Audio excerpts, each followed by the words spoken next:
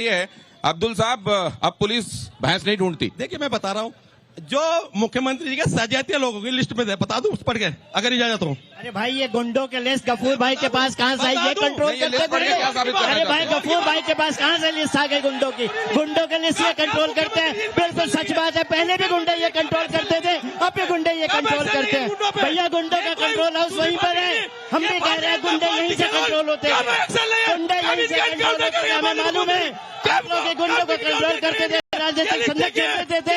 अब गुंडे जेल में है या वहाँ है उनका स्थान है। डॉक्टर साहब वो कह रहे हैं गुंडे आज भी हैं। भैया गुंडों का यही कंट्रोल करते थे, हमें मालूम है इस टाइम के बाद में यही राजनीति का कानून गुंडों के, यही तो हम कह रहे हैं। राजनीति का कानून को बाहर किया गुंडों के लिस्ट इनके पास है, पुलिस के पास नहीं है, इनके पास नहीं वो आप कह सकते हैं, इधर से भी कह सकते हैं, मंच से बात हो सकती है, लेकिन इधर जो जनता खड़ी हुई है वो क्यों कह रही है कि लॉ एंड ऑर्डर बहुत सुधरा है? माननीय अखिलेश यादव ने 100 नंबर शुरू करी जब से गुंडा भागने शुरू है। और आज ये गुंडे उन्नाव में क्या हुआ, वो गुंडे कहाँ गए? हाथरस में क्या हुआ, वो गुंडे कहाँ गए? बरस में क्या हुआ?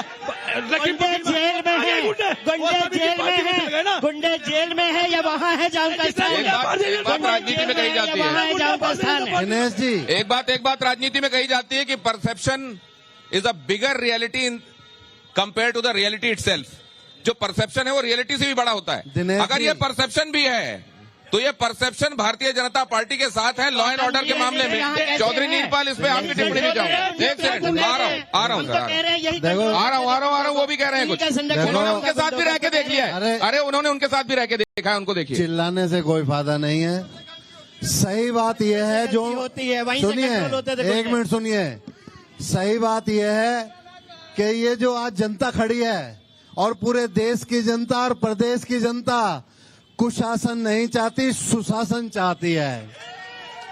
और सुशासन चाहती है इसलिए इतना बड़ा इनको समर्थन मिल रहा है। जब ये बात कही जा रही है नीचे से, सर एक बात नीचे से कही गई है, संदीप जी एक बात नीचे से कही बहुत इंपॉर्टेंट, कि पहले बच्चों से गलतियां हो जाती थी, अब वो गलतियां नहीं हो रही हैं। कंट्रोल भी वहीं से होते थे, इनके पास पुराने मुद्दे करते थे भाई, इनके पास पुराने मुद्दे हैं, इनके पास कोई नया मुद्दा नहीं है। आप यूसीसी उठा करके देख लीजिए, लॉ एंड ऑर्डर पुराना हो या नया हो, मुद्दा है कि नहीं? मैं बताता हूँ, इधर देखिए 10 कदम पर पुलिस चौकी है। यहाँ के मौजूद एमपी राघव लखनपाल जी यहीं पर लोगों के लिए धरना देकर के बैठ गए थे। इनकी सरकार में ऐसा नहीं कि कोई सिपाही किसी मजलूम की तरफ के मदद कर सके। ये चौकी 10 कदम पे। दूसरी बात मैं पूछना चाहता हूँ, आरएलडी के हमारे सम्मानित हमारे चाचा जी हैं, मैं इनसे पूछना चाहता हूँ, उन्होंने भी बाबा साहब के नाम लेकर को उनको जो है श्रद्धांजलि देकर के नाम उन्होंने शुरू किया। आज ही फैजाबाद के इनके जो प्रत्याशी हैं उन्होंने कहा है कि 350 से ऊपर सीट ले आओ, हम संविधान को बदल देंगे। इनके प्रधानमंत्री के सलाहकार कहते हैं संविधान को बदल देंगे। तो मैं लोकदल के भी साथियों से पूछना चाहता हूं कि पलटी मार करके क्या संविधान को पलटने में मदद करेंगे? यह संविधान एक बात और है, गरीब मजदूर की भी बात, ये जो जनता खड़ी हुई है ये संविधान की कोई पॉलिटिकल पार्टी कस्टोडियन नहीं है, ये सबसे बड़ी कस्टोडियन है संविधान की। पॉलिटिकल पार्टी के जो कैंडिडेट हैं, जो उनके सलाहकार हैं।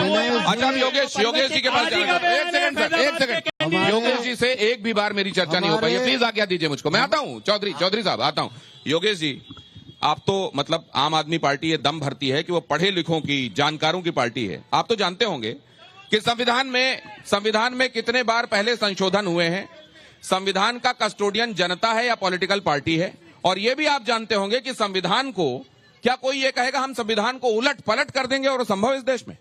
मैं आपको थोड़ा सा इतिहास बता दूं। 75-76 के इमरजेंसी के बाद 77 के चुनाव में जनता ने बता दिया था कि जनता जनार्दन है। एक पार्टी की जमानत जो है कश्मीर से लेकर कलकत्ता तक जब्त हुई। आज इमरजेंसी लगाने वाली उस पार्टी के साथ खड़े हुए हैं। मैं बता रहा हूं आपको, मैं आपको दूसरी चीज बता रहा हूं। संविधान की सबसे बड़ी हत्या मैं आपको वो बता रहा हूं जहां आपने शुरू किया था। डॉक्टर साहब सुन लीजिए, जिस बात की घंटी आप बजा रहे हैं ना, वो घंटी वहां से शुरू होती थी जब 2014 से आप लोगों ने 500 आदर्श गांव बनाने की बात की थी। आज तक एक आदर्श गांव नहीं है आपके पास।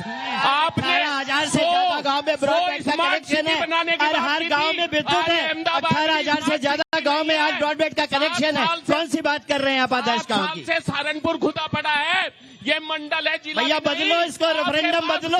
आज रात को जाओ सड़क पे देखो, बताओ कहाँ खुदी हुई सड़क है इनके पास भैया झूठा मूठा जो लिख के लाए वो नहीं। एक राउंड और जाना पड़ेगा जनता के पास। मैनेजमेंट का दाहिया साहब ने एक बड़ी इंपॉर्टेंट बात कही है आप अंदाजा कर कि लीजिए, इमरजेंसी के बाद सबक सिखा दिया गया था, और आज कसम भी खाई थी इन्होंने कि नहीं जाएंगे कांग्रेस के साथ, लेकिन कुछ तो मजबूरी रही होगी। लेकिन मैं बहुत जल्दी से मैं बात करना चाहता हूं यहाँ पे। पाजी बोलिए। ये 750 किसानों की हत्या का जवाब दे दें ये बीजेपी वाले। किसानों की हत्या का जवाब दें बीजेपी वाले। डॉक्टर अजय ये कह रहे हैं किसानों की हत्या का जवाब दें।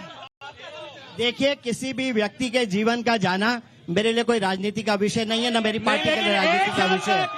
एक साल तक धरना क्यों नहीं लगाया? क्यों कानून वापसी शुरू में नहीं हुई? मुझे एक बात बताओ, जो देश का सबसे बड़ा नरसंहार हुआ, जब देश का सबसे बड़ा नरसंहार हुआ, इनका प्रधानमंत्री कहता था अरे देश का सबसे बड़ा नरसंहार 5 किलो राशन में होता क्या है दिनेश भाई? चौधरी नीरपाल साहब, 5 किलो राशन में क्या होता है? कुछ भी कितना चाहिए? कुछ नहीं चाहिए। 5 अरे तो कुछ नौकरी चाहिए, महंगाई बहुत, शिक्षा जरूरी है, शिक्षा जो मंडल के क्षेत्र में आज तक सपा की सरकार में कोई यूनिवर्सिटी नहीं मिल पाई थी, भाजपा की सरकार में हमें यूनिवर्सिटी मिली है। अब्दुल गफूर साहब, पकोड़े भी इसी सरकार में मिले हैं। पकोड़े भी इसी सरकार। अरे बाकियों को भी मौका दीजिए सामने। मैं इनसे ये पूछना चाहती हूँ कि इन्होंने तीनों ने सरकारों ने अगर इतना काम किया ना, गठबंधन की आवश्यकता क्यों पड़ी? तीनों को इतना काम अगर किया तो कांग्रेस को, समाजवादी पार्टी को गठबंधन की आवश्यकता है।